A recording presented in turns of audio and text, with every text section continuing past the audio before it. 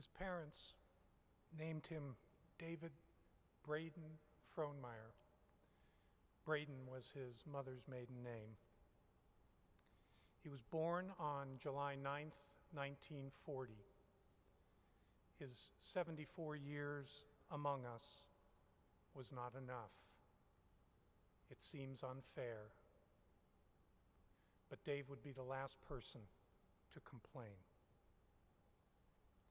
He grew up in a household filled with music, with his parents Otto and Maribel, his brothers John and Phil, and his sister Mira. He played cornet in the Medford High School Black Tornado marching band. He was voted most outstanding senior man in his graduating class. His education at Harvard, Oxford, Bolt Hall Law School, the Rhodes Scholarship, election as a Fellow of the American Academy of Arts and Sciences, 3 terms in the Oregon legislature, 3 terms as Oregon's Attorney General, and 15 years as president of the University of Oregon did not scrub the Medford out of the boy. He was as comfortable having morning coffee with grass seed farmers in Brownsville as he was presenting his case before the United States Supreme Court.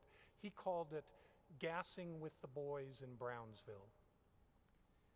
Dave once said that if you were fortunate enough to grow up in Southern Oregon, that was really all the good luck one person needed or deserved. It was such a gift. The brilliance of the man can be traced to his DNA, but his decency, humility, and boundless optimism, his love for music, art, and literature, his kindness, and his simplicity, the things that made Dave as comfortable as an old slipper, those can be traced to the Frohnmayer home in Medford, filled with music, love, and a thirst for knowledge. Truth be told, Dave Frohnmayer was a gift to us all. He enriched our lives. He inspired us. He made us want to be better people. He made us believe that we could nurture the community. He made us believe that public service was a noble calling. This afternoon, you will hear about Dave the public servant, Dave the statesman, Dave the founder and builder, Dave the educator, Dave the inspirational leader, and Dave the husband, father, brother, and friend. He was all of that and more. But lest you leave here thinking Dave was some sort of superhero or Greek god, let me assure you, he was far from perfect. He was not a gifted athlete.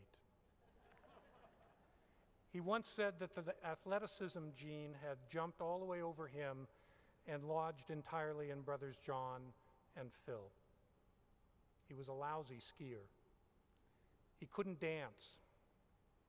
He was awkward and uncomfortable scuba diving. He'd fall into the water, swim frantically until the oxygen tank was exhausted, and then he'd bounce back up to the surface as if he'd just accomplished some particularly distasteful task. Daughter Amy once said, "Dad, you suck air like I suck ice cream." Dave never appeared on the cover of Gentleman's Quarterly.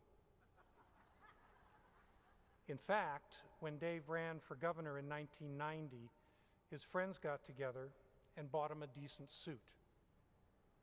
I'm not sure, but I think I saw him wearing that suit just the other day. Even today, all over the world, when people put on their suit coat or their shirt and the collar gets kind of disheveled and is popping up in the back, some kind soul is likely to say, "Excuse me, you've got a case of Frohnmayer collar there." Dave was a geek before geeks were cool. News reports from around the country about Dave's passing have noted his formidable body of work. 7 arguments before the United States Supreme Court, winning 6. Making the Oregon Department of Justice the finest in the country. Saving Oregon's only public law school. Creating the National Bone Marrow Donor Registry. And with Lynn, creating the Fanconi Anemia Research Fund. Impressive as those accomplishments are, they are poor metrics for taking the measure of the man.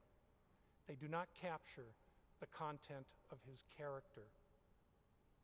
In the past 10 days, perhaps the clearest window into the character of Dave Frohnmayer has been the comments of ordinary Oregonians online, on Facebook and Twitter, in private emails. People who did not know Dave personally, but who remembered some brief encounter. The checker at Safeway, who remembered how he always greeted her by name and with a smile. The student who recalled celebrating his last college final with friends at Rennie's when President Frohnmayer sent over a pitcher of beer with his congratulations. The recently admitted law student who got a spontaneous tour of the law school from a guy named Dave, who introduced him by name to every student and faculty member they encountered, and who convinced him that Oregon was the place for him, but who failed to mention that he was the president of the university.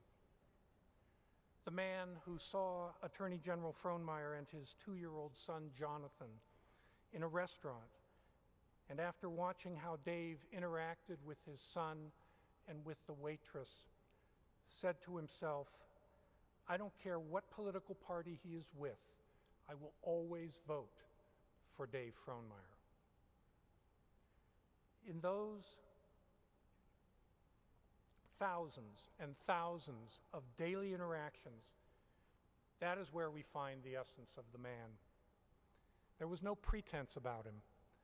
In every situation, with everyone he encountered, he was uniquely and unforgettably himself. He never wore a mask. He never put on airs. Yet those daily interactions often had profound impact on the lives of those he encountered. He inspired people even when he had no idea that he was doing it. And it is through those daily interactions that David Braden Frohnmayer, this giant of a man, became, and for thousands of people around the world will always remain, just Dave. Dave was the second of Otto and Mirabelle's 4 children. Mira was his big sister, John was his kid brother, and Phil was the baby of the family. We lost Phil in 2013, and his passing left a big hole in Dave's heart. But Mira and John are here to share memories of Brother Dave. And while they make their way to the stage, let me call your attention to the display to the left of the stage. Dr. Jason Yonkers, Associate Vice President and Advisor to the President on Sovereignty and Government-to-Government Relations, presented to the Frohnmayer family these gifts on behalf of the 9 federally recognized tribes of Oregon. The Pendleton blanket, the Up the River Dance blanket, honors salmon's return and sacrifice for the people. They gave of themselves freely so that we can live. Dr. Yonkers wrote, "Not only did Dave return from Oregon when he could have built a career elsewhere, in doing so, he enriched the university and the state with his service." The 9 dentalium on top of the blanket are necklaces that represent each of the 9 tribes. Dentalium is the traditional money worn in ceremony by those of the highest status. And finally, from Dr. Yonkers personally, his eagle feather. Eagles are sacred and represent strength and resiliency among Native American peoples.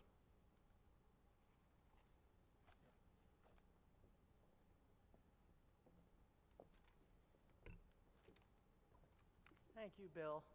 You stole half my speech, so I'm going to be very short on this one. But I would like to say that Google has only announced that that Dave had one sibling, and that was John. And there were actually 4 siblings, as he said. Now John and I have lost 2 brothers within a year and a half.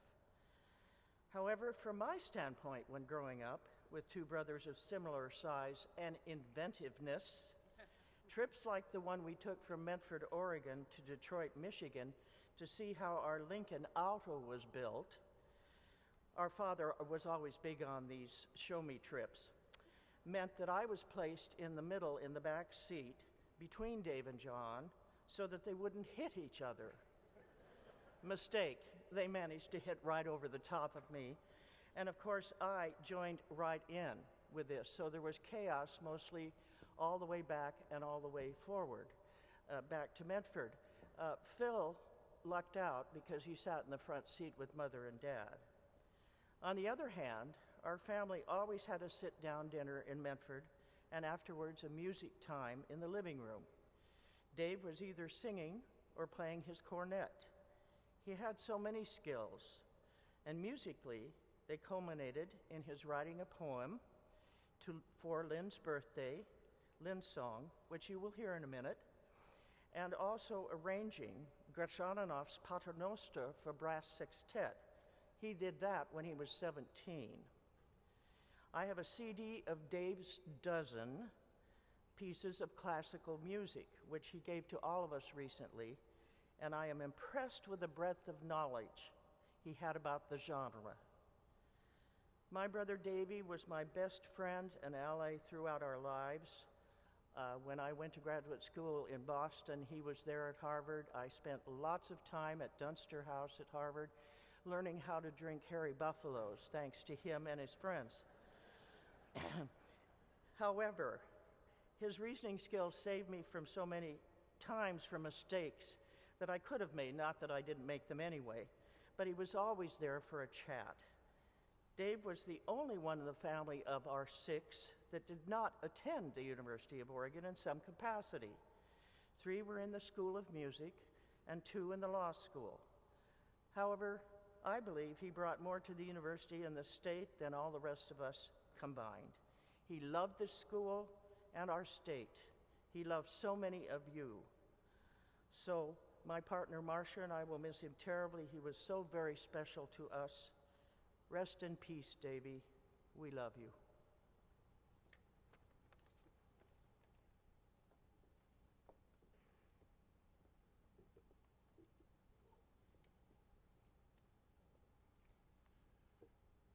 We shared a bedroom growing up, and when we weren't having squirt gun fights, which didn't do much for the wallpaper, or listening to the Green Hornet on the radio when we were supposed to be asleep, Dave talked about his love of politics, of serving the public, of his love for books. He was probably 13 at the time. Politics, as he conceived it then, and for the rest of his life, was with a small p. Never was party more important than serving the common good. He reveled in the science of it. You need 7 hits to make a point with the public to help them remember you. He could talk political theory forever. In his first campaign for the Oregon House in 1976, he vowed to visit every household in the district.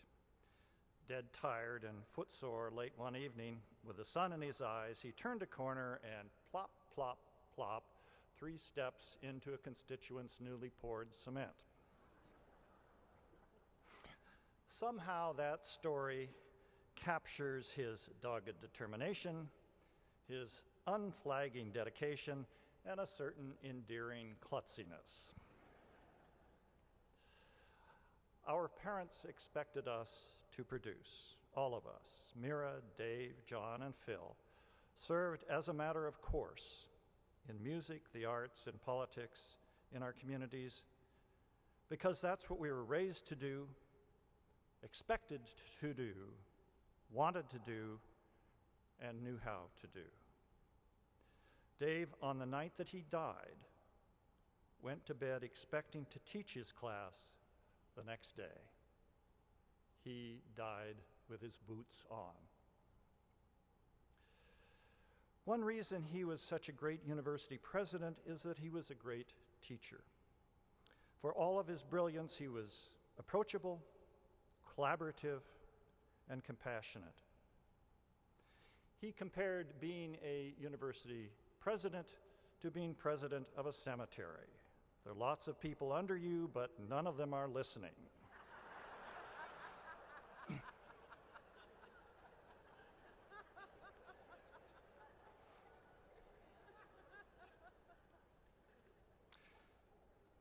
He literally died 16 years ago, but had the good fortune to have a ventricular fibrillation while talking to a room full of doctors. They brought him back after shocking him something like 26 times. And when he awoke, he was mute because he had tubes down his throat. On the notepad that was handed to him, the first thing he wrote was, "When can I talk?" That's Dave in a nutshell. Every year thereafter, he has written a letter to those responsible for saving his life, not to justify his continued existence so much as to catalog the tasks unfinished. It is appropriate to ask, therefore, what Dave would expect of us. What the answer is for each of us depends upon our individual talents. But what he would say to all of us, I know, is use those talents in the service of humanity. He loved singing, and one of his favorites was the Brahms Requiem, the opening chorus of which is, "Blessed are they that mourn, for they shall be comforted." My comfort is from the certainty that his life was lived honorably and well.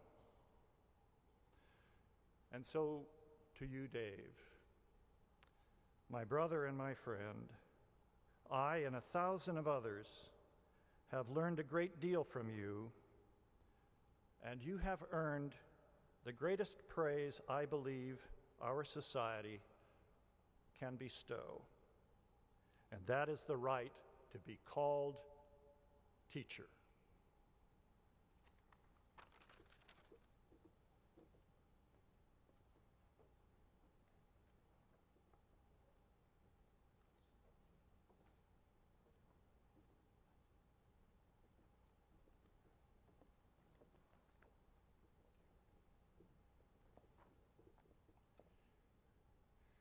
The University of Oregon Men's Chorus will now perform Lynn's song. As Mira mentioned, Dave wrote the lyrics about 8 years ago as a gift to Lynn. Dave and Lynn loved their home in Bend overlooking the Deschutes River. Not long ago, on one of their walks together, Lynn asked Dave what sort of memorial service he would want to have. And he told her, "Just listen to your song." My favorite line in the lyric is this: "Come heal your heart in the dance of the river, its soft embrace, the murmuring flow." The University of Oregon's Men's Choir.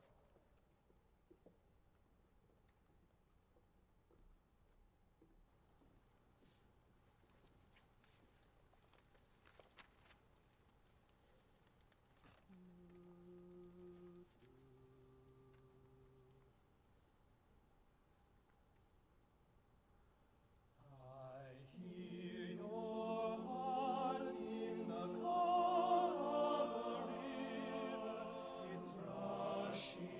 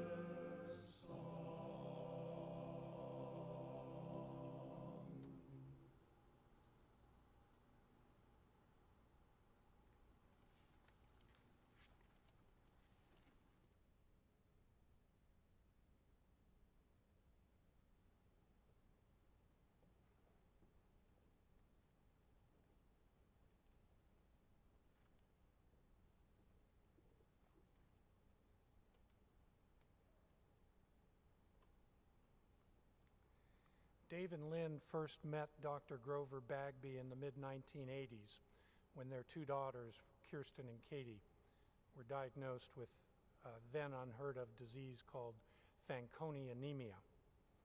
They quickly developed a lifelong friendship marked by profound mutual respect. Dr. Bagby has since become one of the foremost authorities in the world on Fanconi anemia, and he is widely recognized for his path-breaking research. He is Chair Emeritus of the Fanconi Anemia Scientific Advisory Board, having served on that body for 26 years. He is also a founding director of the Knight Cancer Research Institute at OHSU. Dr. Bagby.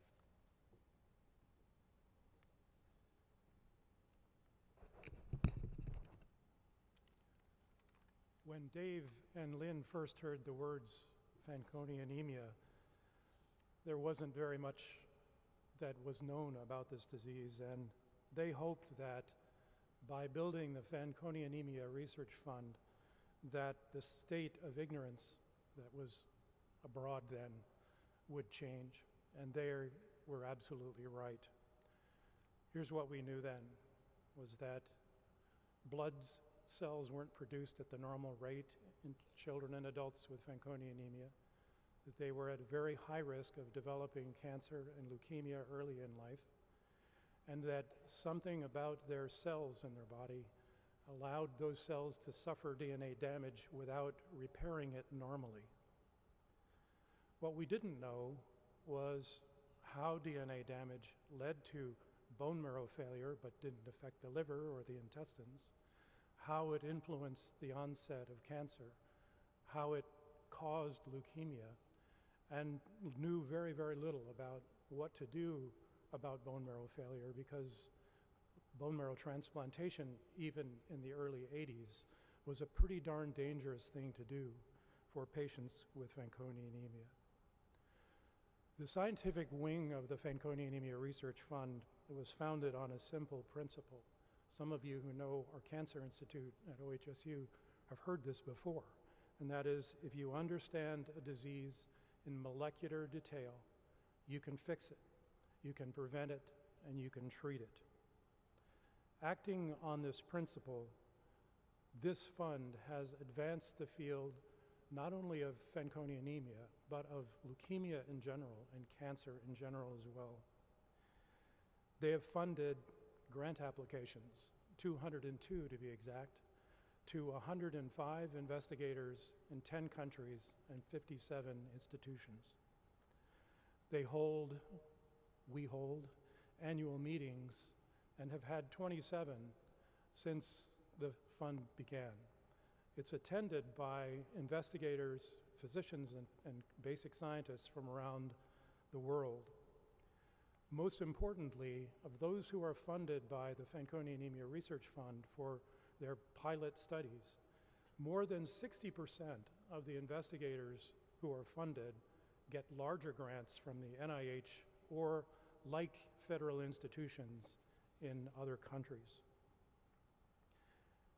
When we began, we had no genes in hand, and since the Fanconi Fund began, 18 Fanconi genes have been identified and characterized. 17 of those genes were cloned and identified by scientists and scientific groups specifically funded by the Fanconi Anemia Research Fund. Dave attended nearly every session, every scientific session of every annual meeting that has been held since we began. He gave inspirational opening and closing addresses. He was erudite. Everybody here knows that. He was intelligent and considerate and persuasive. He was also demanding, which we liked a lot. He was a good listener, but ignored scientists who told him that things couldn't be done, or that it might be better done in New York City than Eugene, Oregon. From us as scientists, he always demanded clarity. He never apologized for asking his so what question, which meant If a scientist got up and geeked out and was very confusing and presented an hour of mysterious science, or 10 minutes of mysterious science, Dave would be on his feet and challenging the scientist to say, how does this help us? How does this influence the life of a child or an adult with Fanconi anemia? The Fanconi Fund has clearly made things better. First, the number of scientists and physicians focusing on this disease has increased by more than an order of magnitude since the fund began. Genetic diagnosis can be done now because we have the genes in hand. Bone marrow transplantation is much safer and much more effective. We know a little bit more about why bone marrow failure happens and how it leads to leukemia. And in fact, now, although 5 years ago this was thought to be a naive thought, Dave and I felt that it was worthwhile thinking about developing pharmaceutical agents that would help us prevent leukemia and prevent cancer.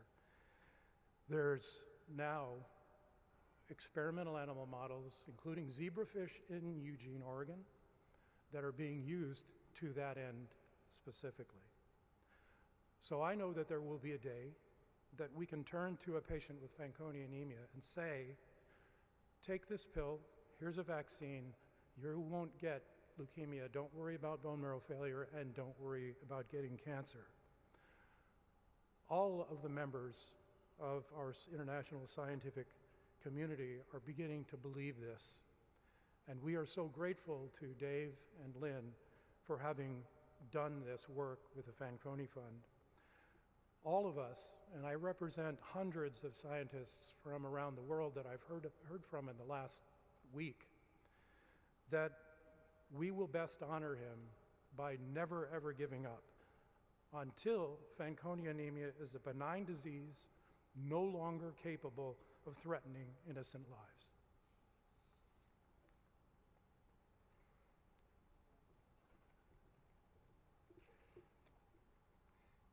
Thank you, Dr. Bagby. One of Dave's favorite places in the world is the headwaters of the Metolius River. Senator Betsy Johnson's family has had a beautiful home there for decades. When Dave was Attorney General, the Johnson family generously loaned their home so that Dave could hold retreats with his executive team there. And now the family has made a gift to the public of a path to the headwaters so that Oregonians can enjoy that pristine spot for generations to come. Dave served in the legislature with Senator Johnson's father. Senator Johnson is a Democrat. Dave was a Republican. But they both came to public service with a passion for good government, and they both have demonstrated the courage to fight for it, even when it means standing alone against their party. Senator Betsy Johnson.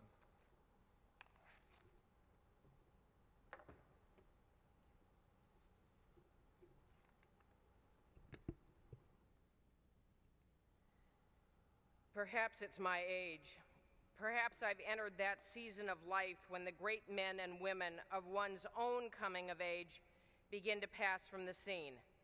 That time when, as Shakespeare put it, thou mayest in me behold the yellow leaves, or none, or few, do hang upon those boughs which shake against the cold, bare, ruined choirs, where late the sweet birds sang. Perhaps on occasions like today, we're given to a romantic, nostalgic view of the past. Yes, things were better back then. And in that sepia-toned view of the world, it's easy to imagine that giants ruled the land. Giants like Dave Frohnmayer. Perhaps, but I don't completely think so.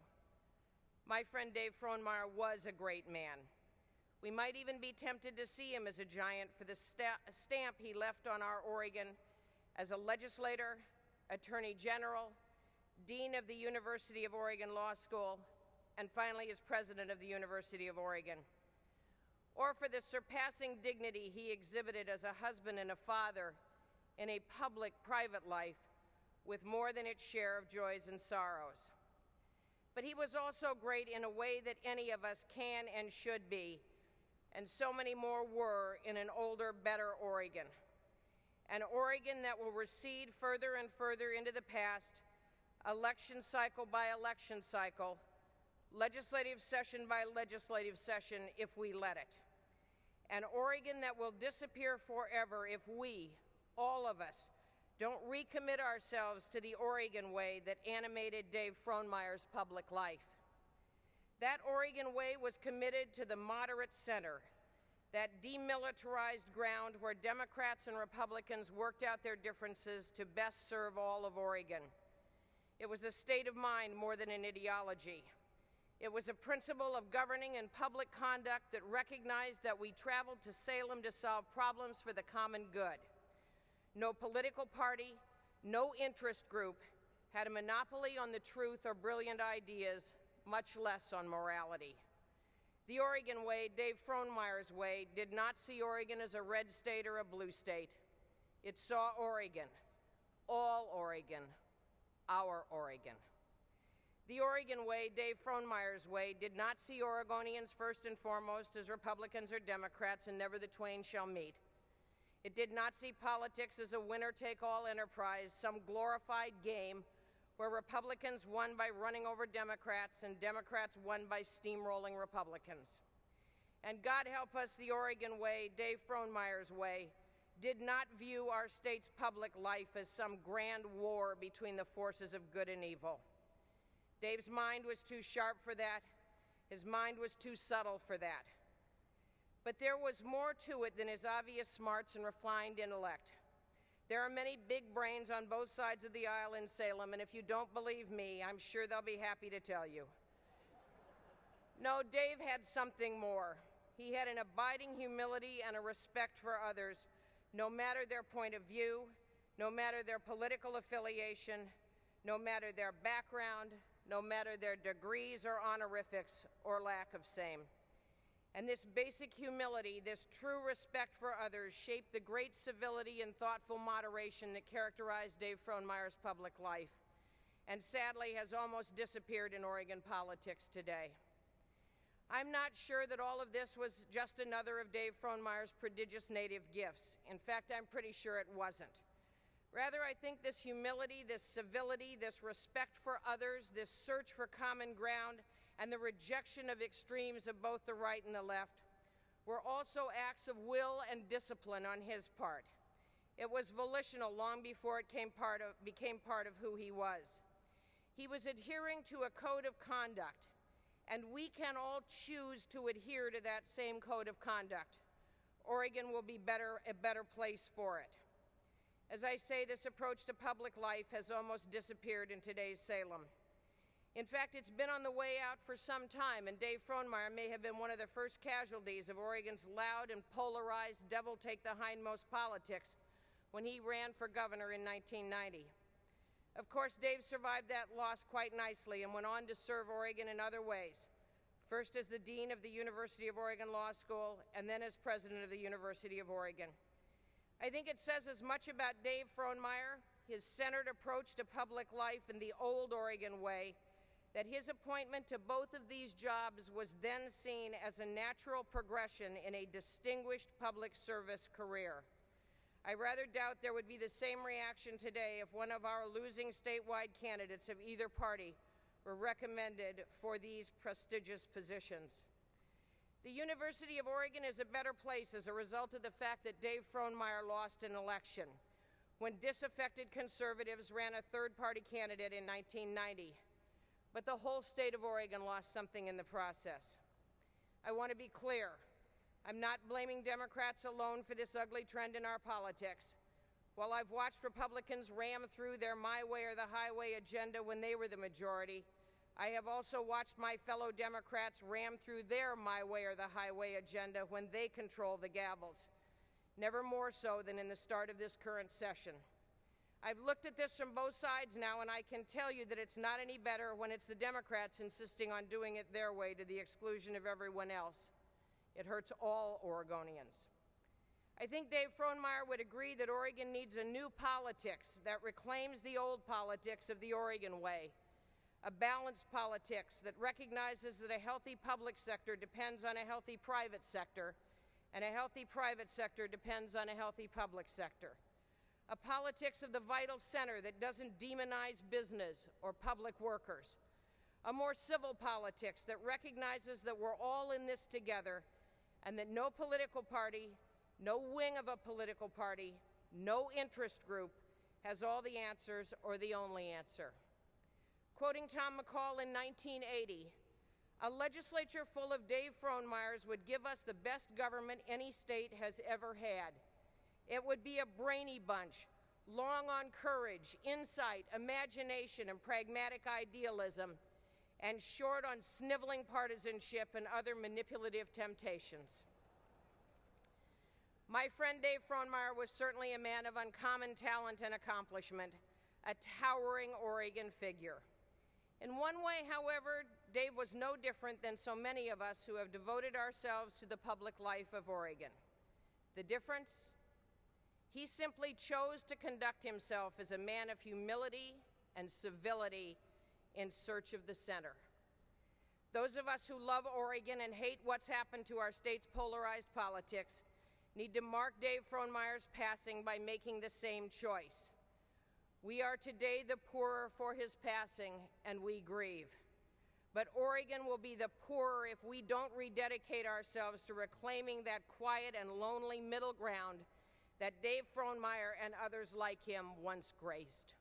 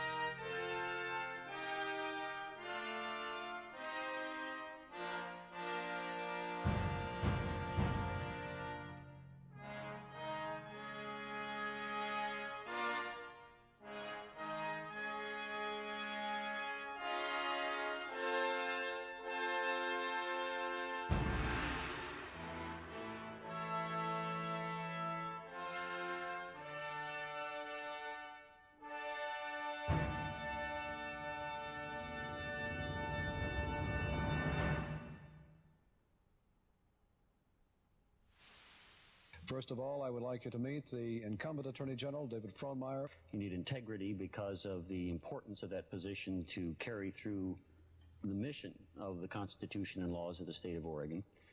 Frankly, you need courage because many of the decisions that you make are unpopular. I have the objective of building the finest Department of Justice in the United States of America. I can't think that Oregon deserves any less. Should Dave Frohnmayer be the next governor of Oregon? The Corvallis Gazette-Times think so. That paper has printed a powerful endorsement for Frohnmayer. They weren't alone. The Bend Bulletin was equally forceful in its support. And the Register Guard echoed that opinion in no uncertain terms. Dad would be a great governor. Dave Frohnmayer. A lot of people really like him. I remember seeing at a very early age Mark Hatfield when he was a successful young politician and thinking that he was doing important things. It would be nice to be able to do that. I remember sitting in the balcony watching the Oregon House of Representatives, admiring some people and wondering how others ever got elected there, but saying, you know, someday I would really like to be making laws. I'd really think that that's something that I could do. So I think even as a student in Medford schools, the thought occurred to me that that would be a calling that I would probably find hard to resist. Neither Maribel nor I ever had a wish for David that he should be in politics because it does so much to his family and to his family life. But we recognize that he's got that in him, and we're willing to go along and support him and do whatever we can to help him along. There are times when I make suggestions to David on certain things that may or may not be helpful to him, and I think maybe half the time he listens and the other half the time he ignores me. And yet, you know, sometimes I find out that my advice to him would have been very wrong. He's right, Keith. Well, I don't think we should make this sound one way, Patsy. My father hasn't told you that there are many occasions on which I call him up and ask him as a father and as a mentor and as a friend and as a fellow lawyer, am I doing this right? Or what would you do if you were in this situation? And I've always been able to depend utterly on getting a candid and sometimes a blunt answer. It may not be what I want to hear, but everyone who's going to amount to anything in the government business has to have people who are intimately trusted like that.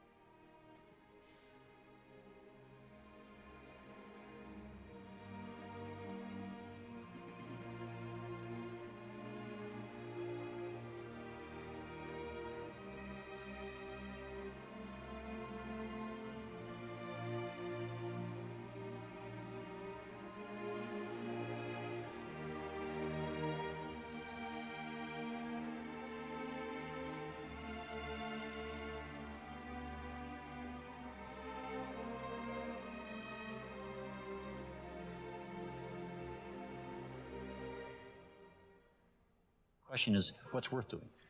And to me, the things that are worth doing are those that leave more than you came with. And maybe I'm amongst a small group of people. I've never had a job I didn't like. I have never had a calling, even unexpected ones, such as being president of a university that was never on my screen, that hasn't been a joy every day to go into work to try to make a positive difference.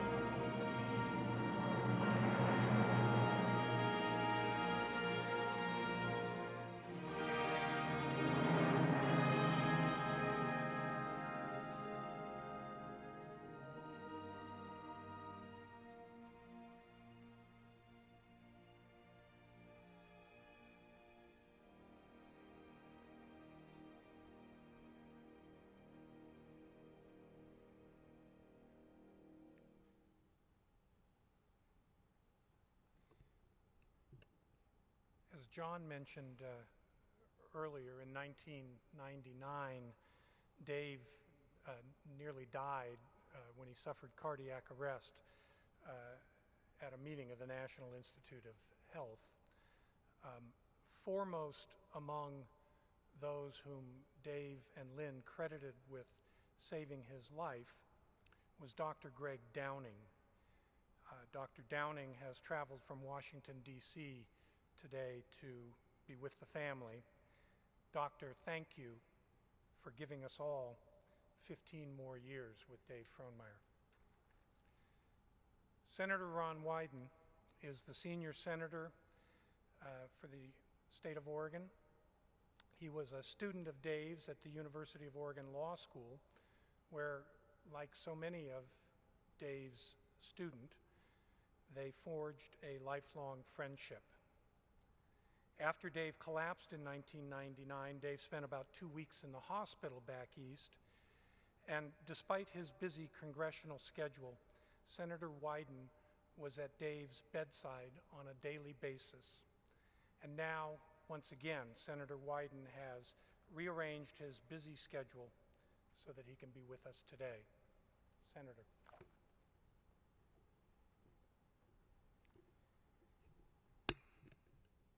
Lynn, did I turn that off? There we go. Lynn, Amy, Mark, John, and the entire Frohnmayer family. As you can see by this very large crowd and the affection that we have for each of you, we are all Frohnmayers today. How fitting that we gather in this beautiful basketball arena. Fitting because throughout Dave Frohnmayer's remarkable life as a public servant, you knew one thing for certain. Dave Frohnmayer came to play every single day. I was fortunate for more than 4 decades to have had a courtside seat watching, working, and learning from Dave Frohnmayer. First, from my vantage point as a young law student who ambled into Dave's first class on his first day at the law school. The class was torts, which I can assure you for some time I had thought was a pastry. Next, when I was a 20-something Gray Panther, and Dave served in the state legislature. Then, as an elected official who had always admired Dave's bipartisanship and problem solving. And finally, as a parent, I watched awestruck as Dave led a battle royal against a horrible genetic disease that struck kids so cruelly. Dave and I met in the late summer of 1971. Dave and Lynn had just come home to his beloved Oregon. They moved here from Washington, D.C. because they wanted to raise a family in Oregon. Dave had just finished a stint in President Nixon's Department of Health, Education, and Welfare. And as Leon Panetta reminded me a couple of days ago, those were turbulent times as the Nixon administration pursued its infamous Southern strategy. Personally, as a 22-year-old kid, on that first day of law school in Eugene, I could not imagine anything cooler than having a brilliant, moderate Republican professor who left the Nixon administration in 1971. Professor Frohnmayer certainly came to play every day. He made legalese typically about as captivating as a Senate filibuster. He made it come alive because he didn't drone on about cases that were drier than toast.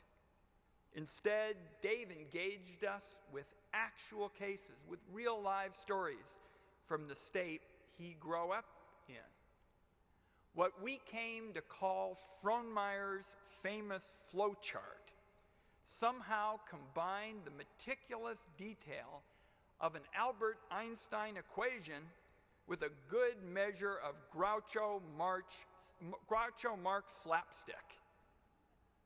In those days, Dave hung out with us often in the law school basement break room with its garish fluorescent lights, laughing with us as students fought to stay awake by guzzling Nickel Joe coffees. That's also where a lot of us first heard Dave's beautiful singing voice, which he put to use belting out Mighty Oregon.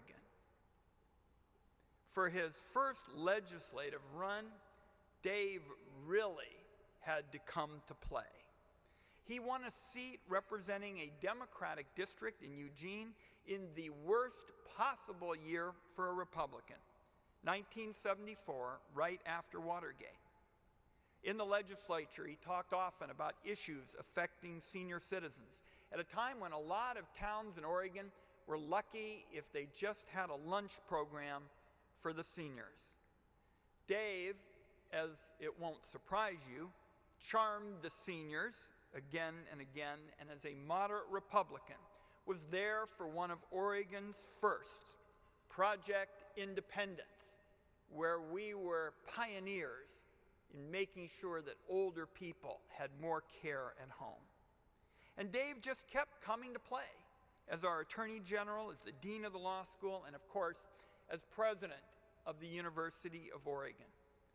As President of the university, he vowed to put Oregon on the cutting edge of research, from nanoscience to biology and the life sciences. Just look around this campus. You will see Dave's imprint everywhere, and we're especially grateful that under his leadership, there were 19 new degree programs. As president, even in his so-called retirement, he continued to teach a highly popular course on theories of leadership to freshmen. I heard a story recently from a law school classmate that illustrates just how Dave put our university on the map. Apparently, when Oregon went to the Rose Bowl 2 decades ago, Dave said at the time he didn't even understand the rules of football. A few months later, Dave saw that same classmate and said, "Look, I know this is important. I found the time to understand the rules of the game." You might wonder why. Dave calculated how much support playing in the Rose Bowl had brought the University of Oregon. He obviously noted that football produced big dollars, much of which he could commit to academics. And he was especially intrigued by the fact that our wins outside the classroom helped attract talented faculty and talented students.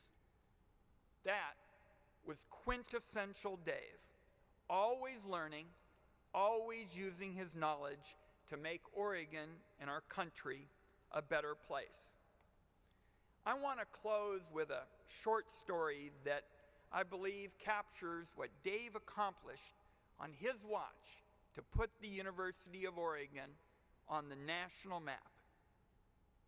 20 years ago, if I had a free moment in Washington, D.C., I enjoyed nothing more than putting on my Ducks sweatshirt and a Ducks hat to go shoot hoops on an outside court. As I walked to the court, I would get these puzzled stares from people who were 3,000 miles away from Mac Court. They were looking at me like I was some sort of green and yellow Martian. Now, I don't do as much shooting around any longer. but I still put on duck's gear to take the twins and Scarlett on a bike ride in front of the Capitol. I can assure all of you now that there are few puzzled stares anywhere in America for somebody who wears duck gear. In fact, today, people often throw the O and give me a go Ducks. Let us never forget how much Dave Frohnmayer, the public servant, has done to make that possible. Thank you very much.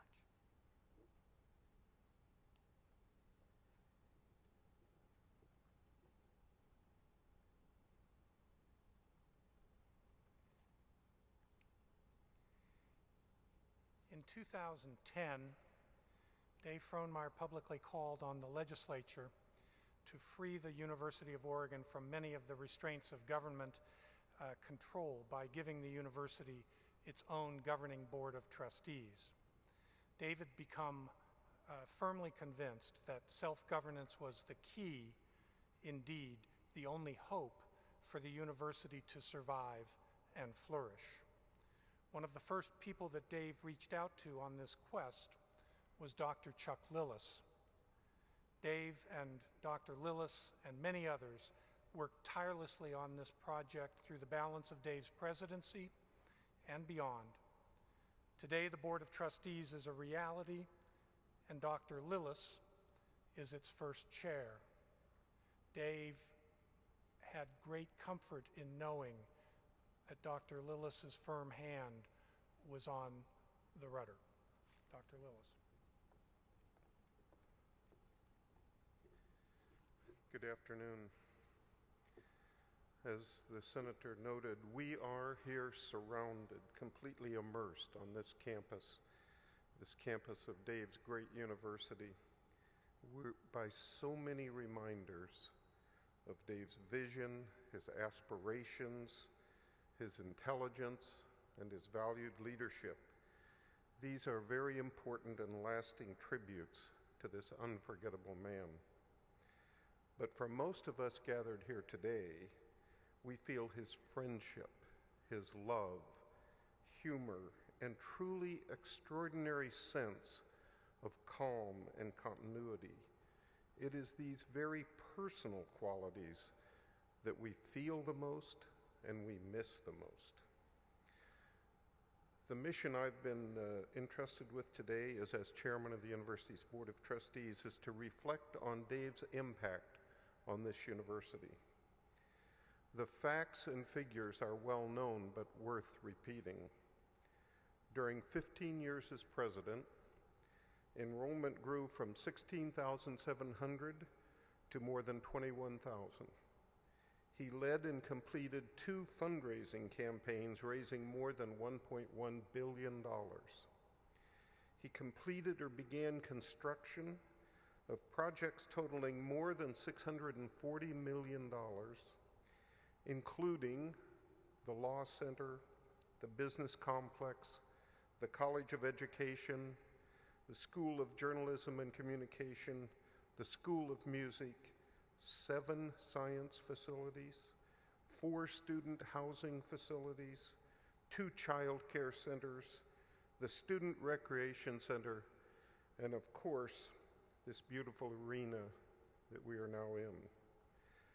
Under his leadership, importantly, there was a doubling of federal grants annually awarded to the university, and, as Senator Wyden mentioned, 19 new degree programs. We all, nearly everyone in this room, ask so much of him for so long that it's hard to realize he is no longer with us. His life has been, as you've heard from other speakers, about character and accomplishment, about life, a son, a brother, a husband, a father, a friend, a public servant, a professor, a dean, and of course, university president. And as president, his leadership was always enormously magnified by Lynn's passionate and thoughtful assistance. What an example for all of us about civility and professionalism. What a wonderful team the two of them have been. Our university is much the better for Dave's years of unselfish leadership. One thing we all know about Dave is that he preferred looking to the future rather than living in the past. And for as easy and as understandable as it would be for all of us to feel sorry for ourselves that we have lost far too soon such a remarkable individual, you know that is most definitely not what Dave would have asked of us. Indeed, the best way, the only way to honor Dave is to ensure that there is no retreat from the crusade in which he led this campus. In the investiture speech he delivered in October of 1996, he said, and I quote, "We do not need a different university, but we must constantly dedicate ourselves to development of a better one, a university that accepts no substitute for quality, no excuse for mediocrity, a university that challenges itself every day to become better, a university that recognizes and realizes the essential overriding goal of transforming lives through knowledge." So true in 1996 and so true today. Most of us know that Dave worked this agenda every day of his life. After retiring as president, he continued his commitment to the university. As the latest example, he, more so than anyone, made the recent change in governance structure a reality. He was convinced, as you've heard, for many years that the economic stability and continued evolution toward truly academic excellence required this change. His perseverance, his persuasiveness, his determination, and yes, I think his fine political acumen made this change happen. It was important to Dave. He decided it should happen. And here we are, right where he wanted us. Obviously, this isn't something he accomplished alone. That may not have been possible. But even if it was, to attempt such a development alone just wasn't Dave's style. He brought us all along with him. Less because it was required and more because it was right. He knew working together would yield a better solution. And now for this, like for many other of his accomplishments, we here are the beneficiaries. He gave us control of our future, and we must fulfill his dream. Finally, and very personally, the first person I contacted as the new chair of the Board of Trustees was Dave. I wanted to hear his views on how we should think about our new self-governing responsibilities. Over the first year of our board's work, I sought his guidance on several occasions. In each instance, I received valuable advice. But perhaps more importantly, I received that advice as I learned perspective and context that only long tenure can offer. It is with deep respect and honor that I attempt to fulfill in some small way his aspirations for our university. The university and this state are Dave's home, and we, each of us, are much the better for it. May God bless Dave Frohnmayer, and may his life and legacy continue at this university that he loved so much and served so well. Thank you.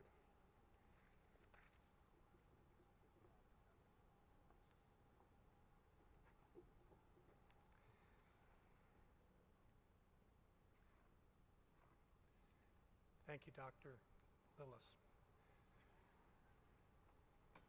For all of the accomplishments that you've heard about, if you ask Dave Frohnmayer to list his greatest lifetime achievements, there is little doubt that his response would be Kirsten, Mark, Katie, Jonathan, and Amy.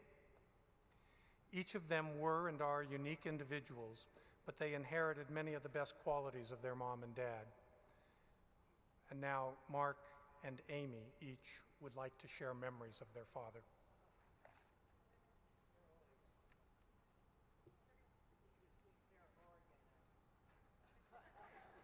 You guys hold it, okay? Sorry, I jumped the gun.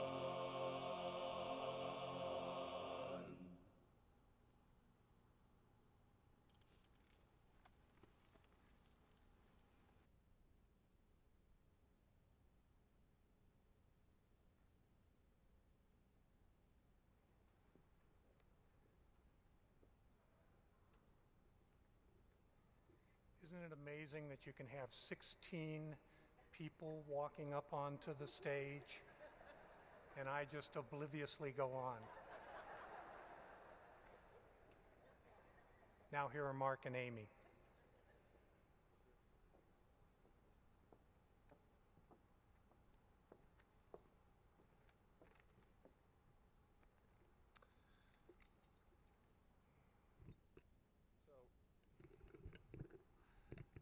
What really amazed me about Dad was his ability to speak. I remember driving him to an engagement, and he pulls a note card out of his pocket, jots down a few ideas, puts it back in the pocket, walks into the building, pulls it out, looks at it, puts it back in his pocket, and then just rattles off a 10-minute long metaphorical oration that left the audience in tears. You'd start with some Nietzsche quote or a personal story, link it into the substance, and then bring it home in one cohesive and meaningful lesson. And I was like, how is that even possible? Certainly, it was a trait he didn't bother to pass along to me.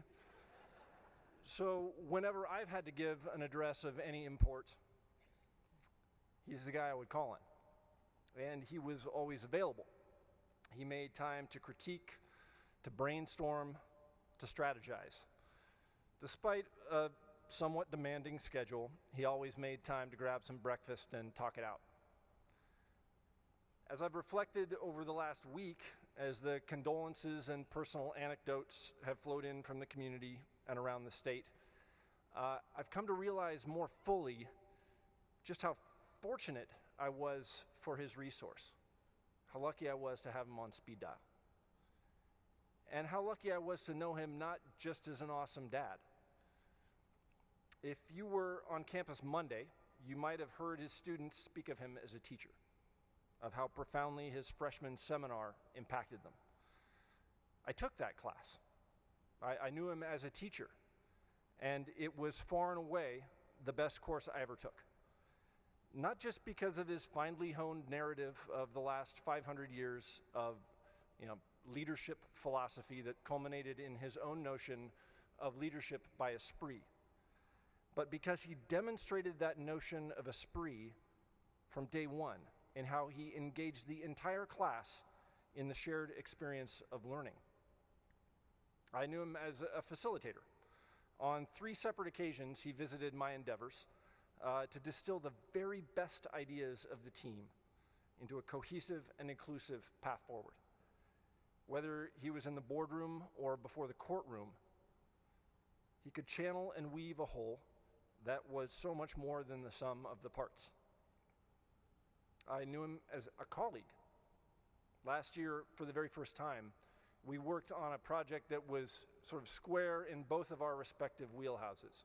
One part constitutional democratic theory, one part algorithms and math. I witnessed firsthand his just utter brilliance as he put down poetry that was on par with Madison.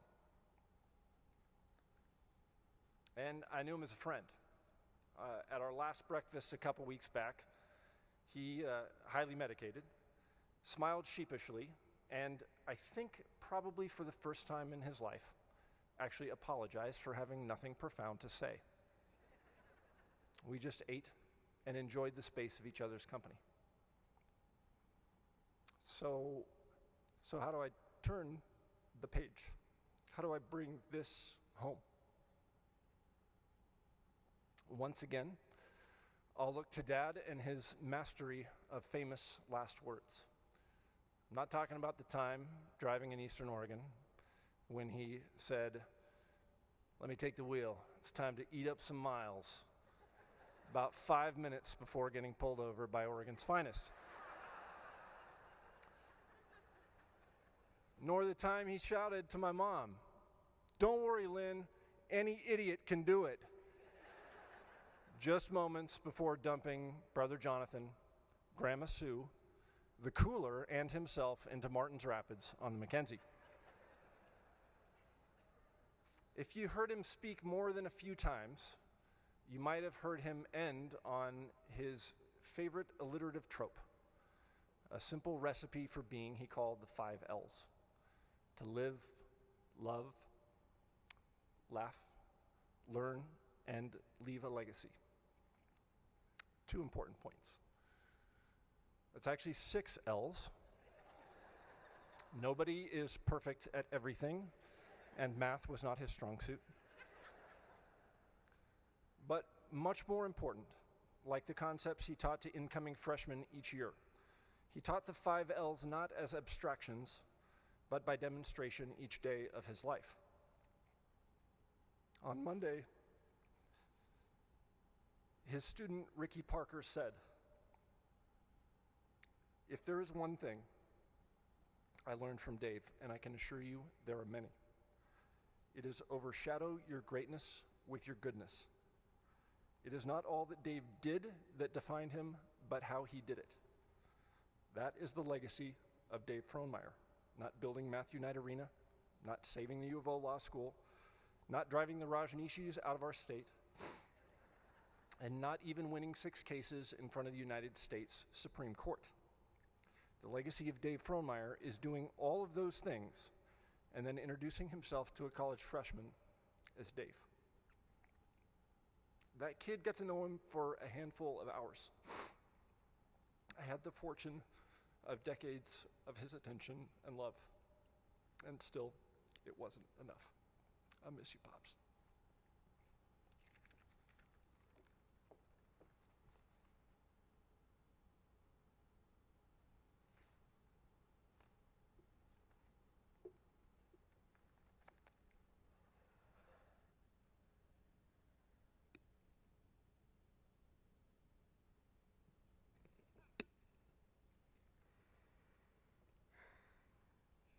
Dear Papa, I wanted to write you something beautiful because you deserve nothing less. But the truth is that I still can't believe that you're gone. And writing about you in the past tense feels new and so unbearably unwelcome. The image I have of you is of someone who is still very much alive, ready to waltz through the door with a new bouquet of yellow roses, always setting the coffee maker to ready at night for whoever rose first the next morning. Someone who feeds insatiable hummingbirds and throws ice cubes at greedy squirrels trying to eat your bird food.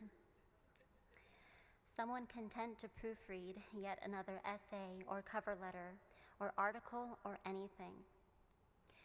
Ready to tell me that something I had done was wonderful and enough, even if it wasn't all that special. Someone able to tell me to take 3 deep breaths whenever I was sure the world was falling apart. And so trigger happy with that camera. You took so many pictures even when no one wanted you to, like those candid shots at Thanksgiving. But you wanted to preserve happy moments with the people you loved. Daddy, you once told me that something you thought of after your heart stopped 15 years ago was, I can't go, we haven't saved Amy yet. Something I was planning on telling you, Papa, is that you have saved me every single day by virtue of the out-of-this-world, larger-than-life, loving father you were. You gave me so many gifts, the most precious of which was your unwavering love. But you also gave me the most incredible appreciation of beauty. And that's something that people may not know about you. Just how often you took notice of things that were extraordinary in every day. You delighted in cloud formations and in what you would call the magic light at dusk and at dawn. You would ask us to look out on the porch and identify 7 shades of green. You would call us to the window because you wanted us to bear witness to the absolute miracle of fiery red trees catching the first rays of the rising sun in fall. Now I can't see a sunset, a sunrise, or a field of wildflowers without seeing you. And that's part of how I am going to keep you. Because of you, I believe profoundly in the power of beauty to keep me present, to heal a broken heart, to remind me that even in the midst of sickness, of death, of the tragedy of loss, there are innumerable things for which to be thankful. To remind me that heart-nourishing gratitude can begin with the first sighting of a lupin lining the Green Lakes hike in spring. Papa, if I could tell you anything right now, it wouldn't be anything profound. Quite frankly, I don't know a fraction of the things you have done with your outstanding life. I think I would just be selfish. I would just hug you and thank you for leaving me a legacy of beauty and of love.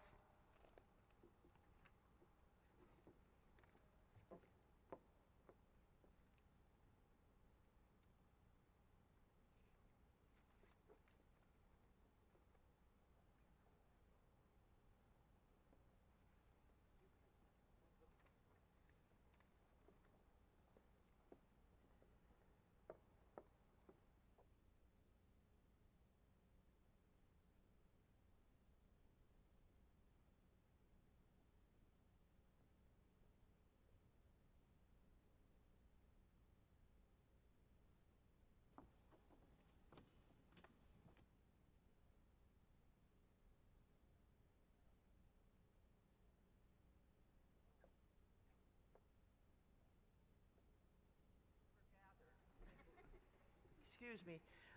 I just have to say that I think there are several people who are singing today who had not expected to do that. And that's lovely. I also want to point out one of the people here today was the choral person in the Medford Public Schools at now South Medford High School and then North Medford High School, Lynn Choland. He is a graduate of the University of Oregon, as is his wife, and Lynn taught all three of my brothers. I unfortunately missed him because I was too old. But at any rate, this is a Brahms folk song that we will sing.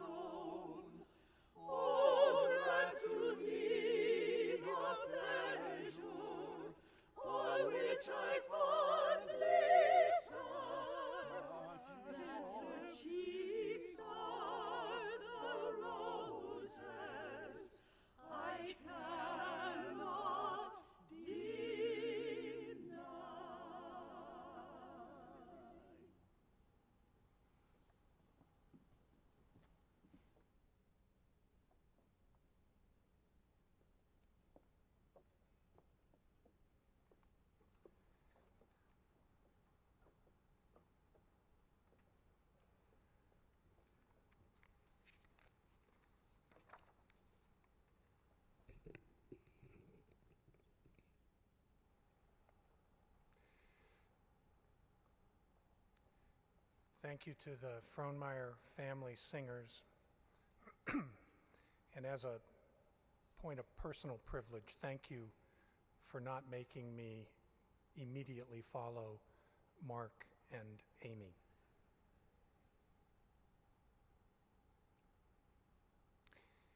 It was not easy being Dave Frohnmayer.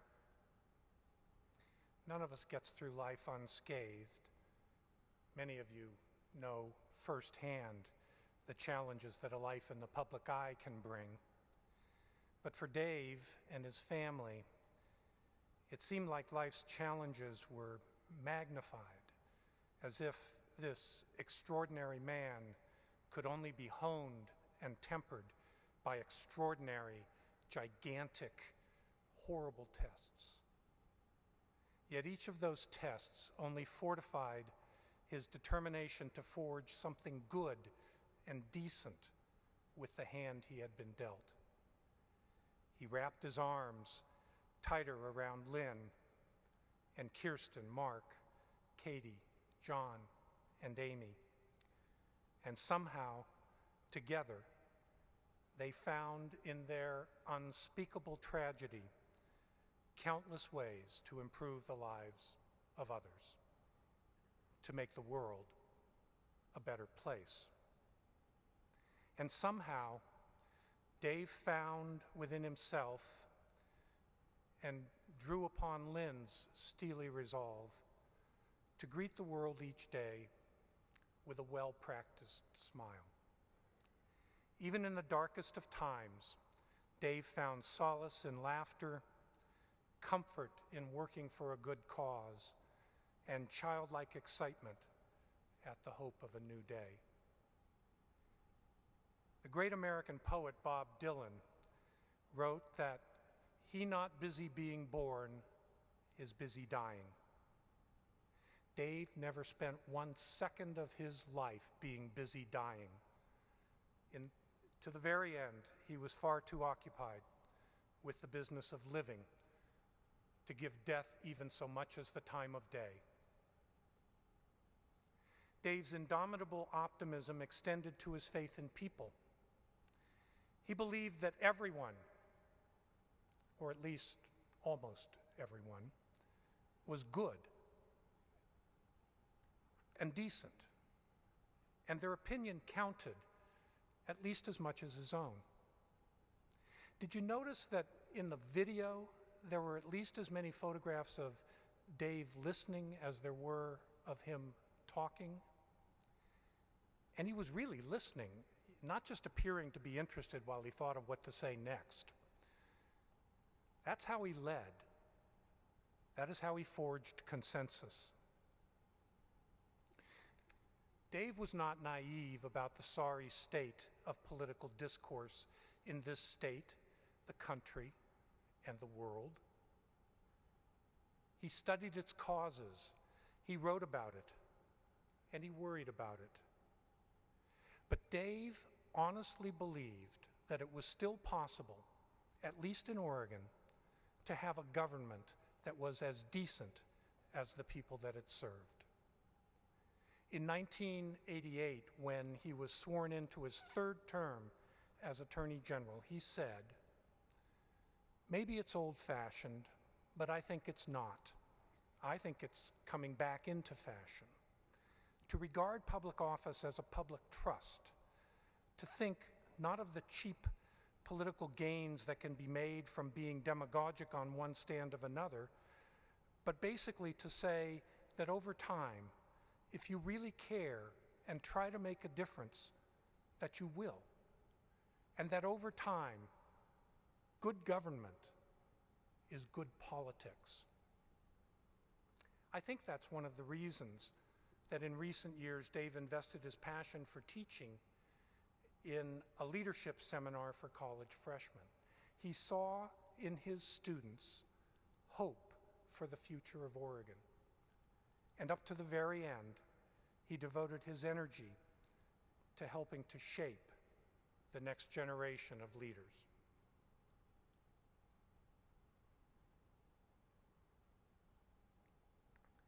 To really understand Dave Frohnmayer, to shine a light into the depths of his soul, you need only to have seen the way he doted on his bride, Lynn, the great love of his life. You should have seen the way his face lit up when she walked into the room. In a sense, theirs was an arranged marriage. When Dave was in Washington, D.C., writing speeches for the Secretary of Health, Education, and Welfare, Lynn, fresh back from a stint in the Peace Corps, was in graduate school and working at Walter Reed Hospital. Lynn was from Grants Pass, and her parents ran into Otto and Maribel in a restaurant one night and conspired with them to get Dave and Lynn together. At least in Dave's case, it did not require much persuasion. He fell for Lynn like a ton of bricks, and from their very first date, he had eyes only for her. For 45 years, Dave and Lynn comprised one of the most formidable partnerships I have ever seen. Lynn was Ginger Rogers to Dave's Fred Astaire. She did all the steps that he did, but she did them backwards and in heels. I mentioned earlier that Dave was not much of a skier or a dancer or a scuba diver. Dave didn't do those things because he loved them or because he was a glutton for punishment. He did them because Lynn loved them and he loved Lynn. To know Dave Frohnmayer, to really know him, you need to know that every night at bedtime he brought Lynn a glass of ice water, that in the morning he brought her coffee in bed, that Dave loved fresh flowers in the house, and he bought them and brought them home so often that Lynn thought he was overly extravagant. That one of Dave's greatest joys was traveling the world with Lynn. They were the perfect traveling companions. He loved to plan the trips, and he documented them in books that he carefully prepared each night of the journey. That for Dave, a perfect day was when he could tend his garden, feed the birds, walk with Lynn, and grill some salmon, glass of Chardonnay in hand. To know Dave Frohnmayer, you need to know that Dave would have given everything he had if he could have spared Lynn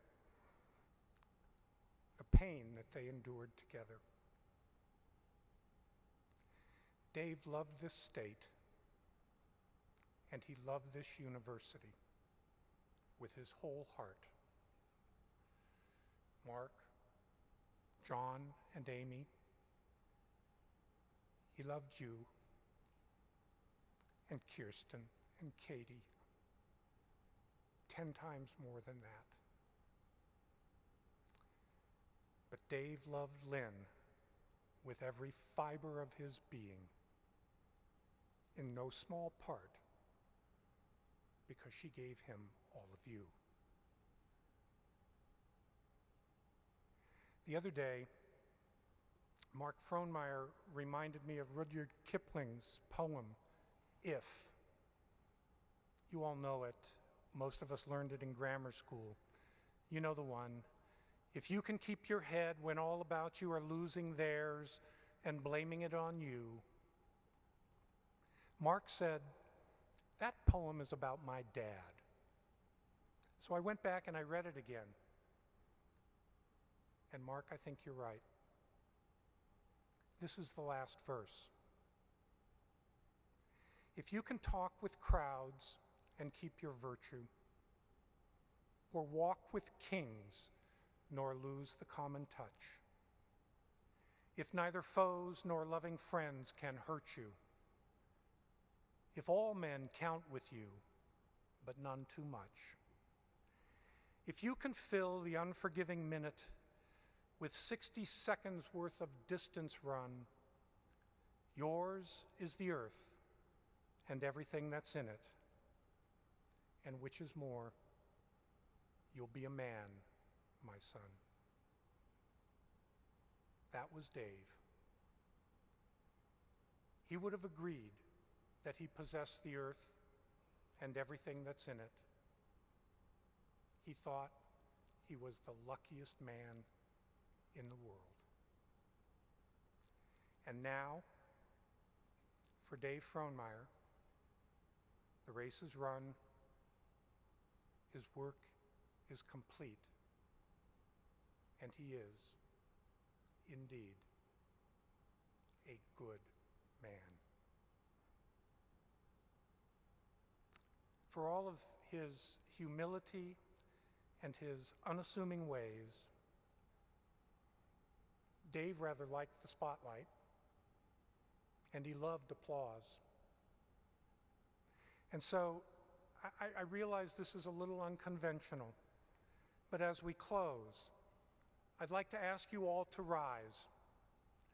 Let us shake the rafters with a standing ovation for Dave Frohnmayer and for his life well lived. Well done, Dave. Bravo!